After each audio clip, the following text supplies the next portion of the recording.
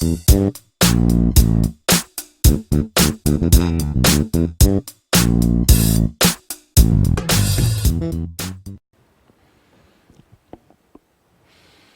오늘은 이제 유치권에 대한 얘기를 하죠. 이제 담보물권으로 들어왔네요.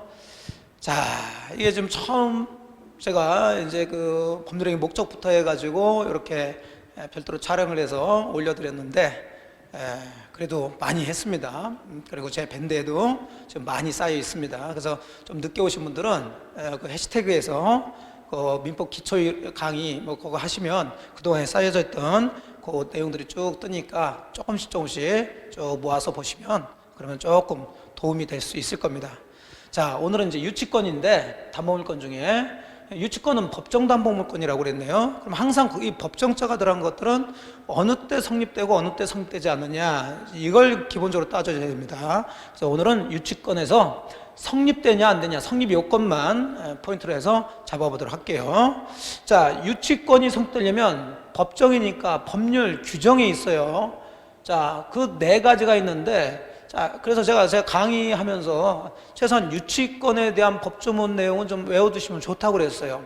자, 유치권 그러면 자기 물건, 타인 물건, 타인 물건을 뭐한 자가, 점유한 자가 그 물건에 관해서 생긴 채권이 변제기에 있음에도 불구하고 그 변제를 하지 않으니까, 주지 않으니까 그럼 나도 그 물건 못 주겠다.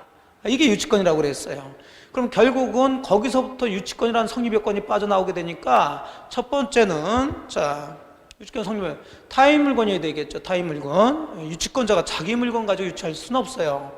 자, 여기서 주의할 것은 이제 타인의 물건이면 되는 거지 꼭 채무자 물건일 필요는 없다는 거죠.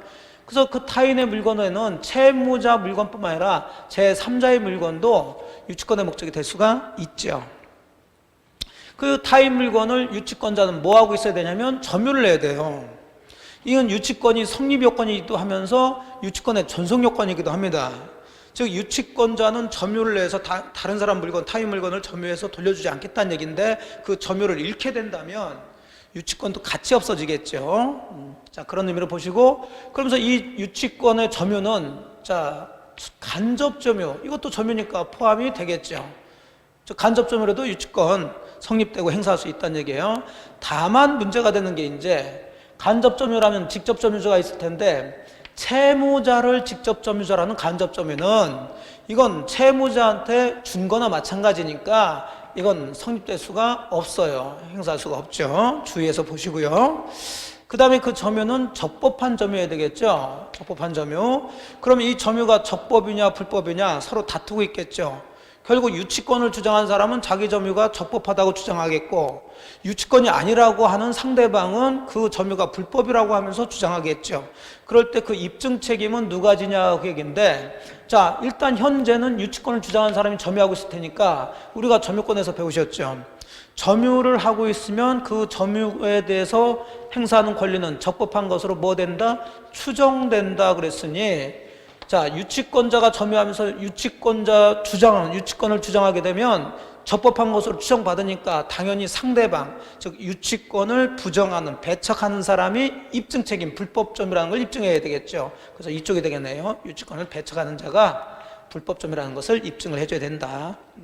그러니까 점유는 그래서 좀 잘 이해를 하셔야 점유 취득 시효라든지 이런 유치권 같은 데에서 많이 도움을 받습니다. 그래서 타인 물건을 점유한 자가, 자, 이제 그 다음 나오는 게 채권이어야 되겠죠. 그 물건에 관하여 생긴 채권. 그래서 이제 일반적으로는 물건과 채권에 결연 관계가 있어야 된다. 이렇게 뭐 어려운 말을 써요. 밀접한 관련이 있어야 된다는 얘기인데, 그런 거 신경 쓰지 마시고, 그러면 어떤 채권 가지고 유치권을 행사할 수 있냐 없냐. 그 채권은 이 물건에 대해서 생긴 채권이어야 돼. 이 물건과 밀접한 관련이 있어야 된다는 얘기인데, 가장 기본적으로 제가 뭐 수업 시간에도 말씀드렸지만 이런 것들을 정확하게 이해하기가 좀 어려워요. 그러면 차근차근히 해가지고 오래 걸리고 헷갈리기도 하고 그래요. 그러지 말고 일단은 이 유치권이 성립될 수 있는 거와 안 되는 거 이렇게 잡아가지고 정리를 해놓고 일단 잡으시라는 거죠. 그래서 제가 지금 그 유치권이 성립되지 않는 채권을 세 가지 일단 말씀드렸는데, 뭐 공부 잘하신 분들은 아시겠죠. 매에서 권은 뭘까요? 권리금 반환 청권. 보는 자, 임차 보증금이죠. 보증금 반환 청권. 매는 매매대금. 자, 이런 청권 가지고서는 유치권 행사할 수가 없죠. 대신에 이제 행사할 수 있는 거 두 가지가 이제 두 가지 좀 주의해서 보시라고. 물론 그 외에도 더 있지만 필요비나 유익비 같은 비용 상환 청권이 있고요. 그 다음에 이제 수급인의 공사, 이제 건축 공사라든지 이런 건 공사대금. 자, 이런 채권 가지고 유치권 행사할 수 있다고 그랬어요. 근데 주로 시험은 안 되는 걸 가지고 주로 많이 내니까 이쪽을 좀 외우시면 되겠네요. 권보매 안 된다. 자, 그럼 1번 들어가시게 되면 임대인과 권리금 반환 권 보이죠? 그럼 마지막에 유치할 수 권리가 있다 그랬으니까 틀렸죠. 권리금 가지고 안 된다고요. 자, 두 번째, 유치권자 비용 상환 청권을 담보하기 위한 유치권 인정되냐 안 되냐고 얘기인데, 자, 비용 상환, 필요비, 유익비 가능하죠. 그 다음에 이거 권보매 아니죠. 그러니까 인정되지 않는다 그러면 틀렸죠. 인정된다 그래야죠. 3번은 계약 명의 신탁의 신탁자는, 자, 다른 게 아니라 여기죠.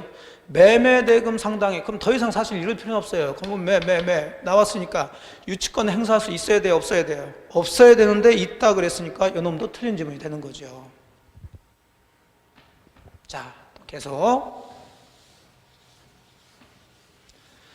건물에 대한 임차 보증금, 보증금, 권보매 그럼 유치권 성립 안 되죠. 그래서 유치권의 피담보 채권이 될 수 없다. 오케이. 이놈은 맞았네요.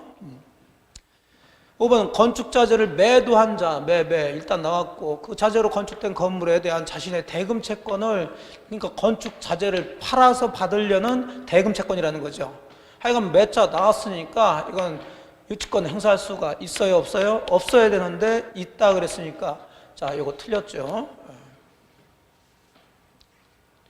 자, 6번 건물의 신축 공사를 한 수급인은, 자, 건물을 이제 하나 졌단 말이죠. 그 건물에 관해서 생긴 공사대금 채권, 요거 변제받을 때까지 건물을 유치할 권리가 있냐 없냐 그게 일단 권보매 아니고, 그리고 기본적으로 공사대금 할 수가 있죠.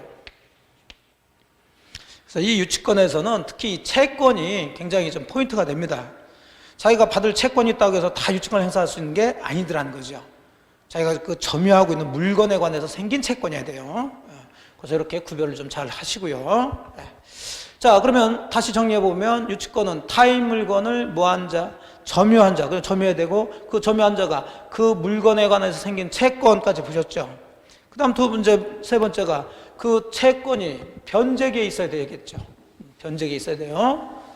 자, 변제기에 있어야 되는 거하고 연결돼서 문제가 나올 수 있는 것은 딱 하나, 요거 유익비.